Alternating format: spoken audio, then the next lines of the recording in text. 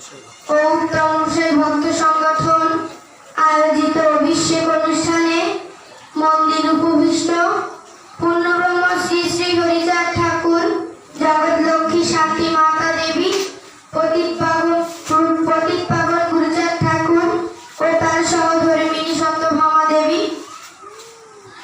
এই সভার সভাপতি, প্রধান অতিথি ও বিশেষ অতিথি ও বাবা মা সকলের চরণে আমার শতকোটি প্রণাম। আমার হরিচাঁদ ঠাকুর এসেছিলেন ঘৃণিত, পতিত, লাঞ্ছিত মানুষের দুঃখ দুর্দশা দেখে। ক্ষীরোদ বিহারী শ্রীহরি এই ধরায় এসে এমন একটি সূক্ষ্ম দর্শন আমাদের মাঝে রেখে গেলেন, যার নাম গারস্থ প্রশস্ত ধর্ম। এই গারস্থ প্রশস্ত ধর্ম পালন করতে হলে আমার হরিচাঁদের দ্বাদশাজ্ঞা পালন করতেই হবে।